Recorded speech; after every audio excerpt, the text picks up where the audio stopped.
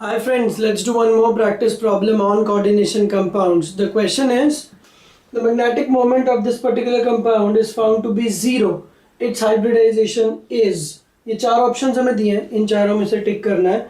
Given ये है कि X is an anionic monodentate ligand, मतलब X एक ligand है जिस पे -1 चार्ज होगा. अब हमें ये नहीं पता कि वो स्ट्रॉन्ग ligand है या वीक ligand है, तो थोड़ी देर में हम देखेंगे. तो सबसे इंपॉर्टेंट इन्फॉर्मेशन जो गिवन है that is magnetic moment zero. Magnetic moment का formula is root of n into n plus two B है.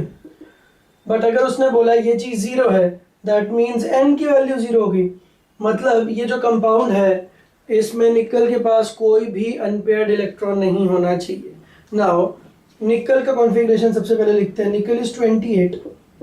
तो 28 मतलब आर्गन, उसके बाद 4s2, उसके बाद 3d8.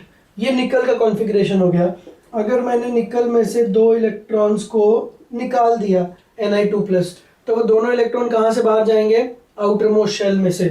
तो उसकी कॉन्फ़िगरेशन होगी आर्गन 4s0 3d8. अब इस 3d8 को थोड़ा ध्यान से देखते हैं हम लोग.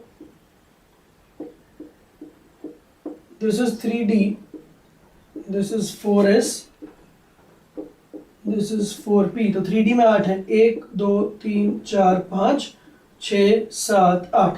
तो 3d में 8 है, 4s में कुछ नहीं है, 4p में भी कुछ नहीं है. अब उसने ये बोला कि मैग्नेटिक मोमेंट जीरो है. दैट मीन्स आपको एक भी अनपेयर्ड इलेक्ट्रॉन नहीं दिखना चाहिए. बट यहाँ पे तो मुझे दिख रहा है. ठीक है, तो इसका मतलब ये है कि ये जो पर्टिकुलर कंपाउंड होगा इसमें ये दोनों अनपेयर्ड इलेक्ट्रॉन्स पेयर अप हो चुके होंगे, क्योंकि तभी मुझे मैग्नेटिक मोमेंट जीरो मिल सकता है. तो दैट मीन्स ये जो x है हमें पता चल गया, क्वेश्चन ने नहीं बताया था, this x minus is a strong field ligand. It is strong. तो सिंस ये स्ट्रॉन्ग रहा होगा तो इसने इन दोनों को पेयर अप कर दिया होगा और इसीलिए आपको मैग्नेटिक मोमेंट फिर जीरो मिला. तो अगर ये दोनों पेयर अप हो गए तो यहाँ का इलेक्ट्रॉन यहाँ चला गया. अब ये जगह खाली बच गई और ये चार लीगेंड्स, पहला लीगेंड यहाँ से आएगा, दूसरा लीगेंड यहाँ पे, तीसरा यहाँ, चौथा यहाँ.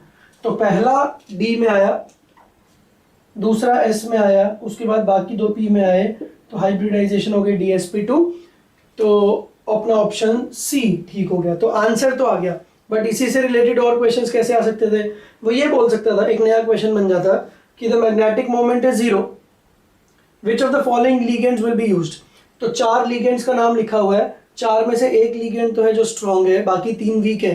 तो आपने स्ट्रॉन्ग वाले को टिक करना है और उस पर -1 चार्ज भी होना चाहिए, क्योंकि जो स्ट्रॉन्ग होगा वही पेयरिंग करवा पाएगा. और जब तक पेयरिंग नहीं होगी तब तक फिर मैग्नेटिक मोमेंट जीरो नहीं है. और अगर यही सेम क्वेश्चन होता और वो बोलता कि मैग्नेटिक मोमेंट इज √8, तो अब हमें फिर ये दिखता कि √8 का मतलब होता है √2 × 4. दैट मीन्स n की वैल्यू 2. तो मतलब दोनों ये जो अनपेयर्ड आपको दिख रहे थे पहले, ये अभी भी अनपेयर्ड है. मतलब जो भी लीगेंड है उसने इनको पेयर नहीं किया. तो in that case the answer would have been sp3. तो इसी क्वेश्चन को कैसे हम कर सकते हैं? अगर मैंने इस क्वेश्चन में लिखा the magnetic moment of this is found to be √8, that is 2.83, तब इसका आंसर हो जाता है sp3. बट सिंस इसने मैग्नेटिक मोमेंट बोला है जीरो, इसलिए इसका आंसर है DsP2. तो आई होप ये क्वेश्चन आपको समझ में आ गया होगा. इसी तरह की तरीके के बहुत सारे क्वेश्चंस हम आगे डिस्कस करते रहेंगे. तो keep sharing and watching these videos. Thank you.